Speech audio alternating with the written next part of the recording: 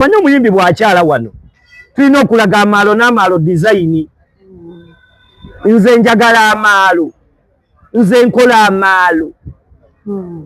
Just kale gayinza okubako we gayita naye teri maalo we gayita ng'omuntu agenda ddayo. Era nabadde njagala Bafana bakubadde tonkwata bulungi, nina concept y'amaalo. Concept nga y'amaalo ng'omuntu olina okulaga amaalo, nina concept. Gwe nencha no ye gwakyale wangu onotera okumala ebyange mu firiji.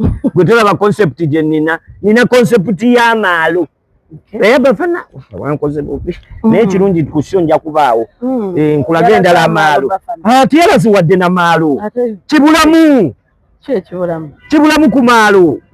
Wone we nalabyawo omusajja omu ate gwe sebo gwe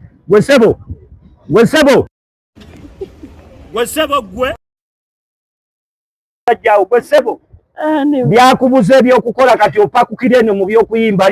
Alright, yes. Oli ku Glosh TV nga bulijjo nateera njagala kubanga nkubuzaako muganda wange gwe wenna atugoberera wano ku mukutu gwaffe gwa YouTube nti wasiibye otya ogamba otya kasubire oli bulungi. Nateera nkujjukiza nti nja kusaba muganda wange genda wansaawo osubscribinge olikinge ateera osharinge still osobola okomentinga okusinzira ku video eno nga woba okoze ki nga woba ojabe. Nateera nyongera okubanga nkujjukiza gwe wenna eyandyetaaza okubanga olanga naffe aba Glosh TV osobola okubanga otunoonyako kanamba kaffe ak'essimu 0750312083 oba 0750312083. ojja kubanga osobola okubanga otufuna, tujja kubanga tukulangira bizinesi yo, osobola okubanga naawe ogikuba abantu mu maaso.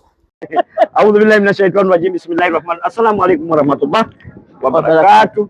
Batumideko mwena bachali bange mwena n'abatali bachali bange abana okimanyi olwairo nfunye n'emikwano emipya. Ngani? Nze nkebera bwenti ku TikTok ogenda okulanga jizo okwo mitwalo mikwano mipya. Oli ku Facebook ngwajijja. Oli awo ngosanga omuntu mujjamu ngagamba mukwano gwange ngomanya oyo omwegaseeko. Okay. Kakati tutandike ku kyolwaleero. Abayimbi bangi mu ggwanga. Naye lwaki ogambye okiikirira abayimbi obeewo olunaku olwaleero nga Maulana ne Rain bakola press conference? Ekisookerako ddala ffe twagala nnyo omuntu nga waddala nga waddala. Some of our friends oba mikwano gyaffe tusanga mu lugendo lwaffe olw'okukola olw'okunoonya wallahi wa realness tebuliimu. Naye twebaza Katonda kintu eki kimu. Bana basajja nga wavudde omwana omu alina kyayogedde bamuyita Rain agambye mbu watwagala lwa ddiini kimanyi. Naye munnaye nasukkako kati ne ku ddiini mwana bakyali bange. Omanyi bw'oyagala omuntu omusiraamu olina ne w'oyita nga wallahi ayitirizza okukwagala nnyo. They are good friends of mine. N'oluzungu olujje. Yes. Lwa Maulana ne Rain. Because of Maulana and Rain. I would rather speak this interview in English. Let it be, but if Joelia is Wagwan doesn't know in English, how will it be? The questions, the answers will be in English. Okay, you can answer and you can question me. Maulana ne Rain nga bamaanyi bakwogeza oluzungu. They are big enough. Ate muti akuswala oluzungu okimanyi tolumanyi ate they are good enough. They are good enough. At least they can make me laugh. At least some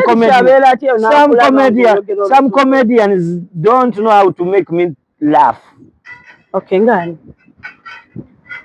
Ndozo muliro omuntu nga bono kati luvaawo mboka bakoba abamemirimu ate baba babuuza boogera Luganda. Ba comedians abasinga bungi ba comedian tamanyi luzungu. Kati oyo amanyi oluzungu Mariachi. Siwulirangako Mariachi nga asesa abantu mu luzungu. Bukyanga mbeerawo waliwo kana akasajja akampi bwe kati. Madrati? Kampi kati. Ani? Alinga full stop. Sikategedde naye osoloka okolera. Kampi bwe kati bakola aba kuliko omunene ennyo n'akalala akampi ennyongeza y'oli omunene.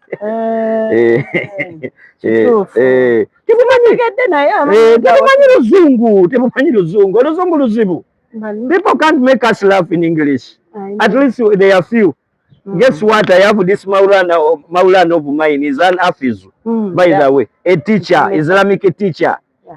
He can make you laugh in English at least for about 10 to 15 minutes at least. Nakimanyi nti bwe njogera nnyo naye kuba oli kyali wange ndaba nga tali agenda kusomesa ng'oluzungu. It's okay. It's okay at least to make me learn English more than more. Do you know what they call it?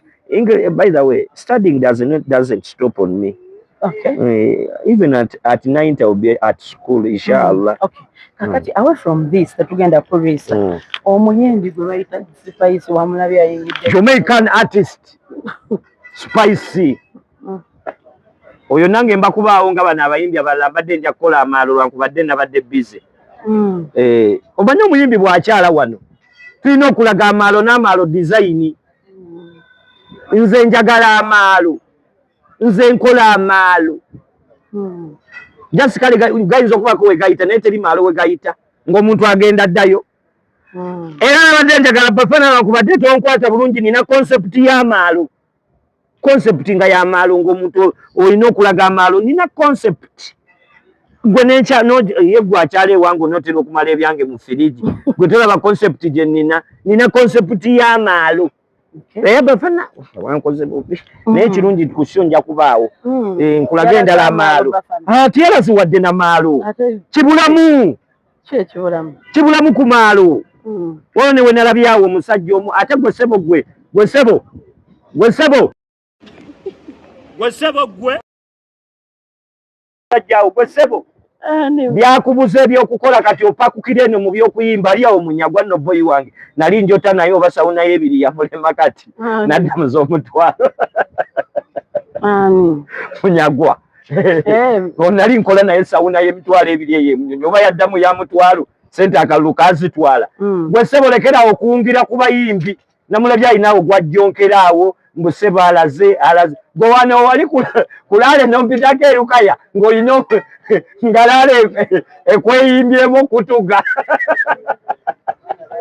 Fikigaza amulabye uliriza nti ali ku munyagwa oyo laale yamweyimbamu mutta erukaya nali ngula nkoko nayagala okunegatako ebibyo saabiriimu kati njagala kubuuza bino wazeemu byaki ebya Fikigaza nalabya nti ajjonkera Fikigaza omanyi saagala ajjonkera bayimbi njagala bayimbi bejjonkera byabwe byokka bwe nnengera Catenalizer ate si Catenalizer bwe nnengera omujjonkezi kitegeeza omujjonkezi in full kitegeeza atabiriimu atabibaddeemu gwe bitakwatako owulira obadde ombuuza ku Fikigaza wamulabye ebyabaddewo yakoze eki kolabo bagenda jimuwa Fikigaza bamuwe kolabo njagala bagimuwe bulungi nnyo saagala muntu abe ng'akola nga tasasulwa gwe nkola gyefiki akola eyo tasaana kolabo eyo nkola ki gye yakoze neyewanika ati ku drive ne binyiiza munyagwa ebyo nibyo byalumye ne munyagwa neyewanika muganda wange wamakola ekisoboka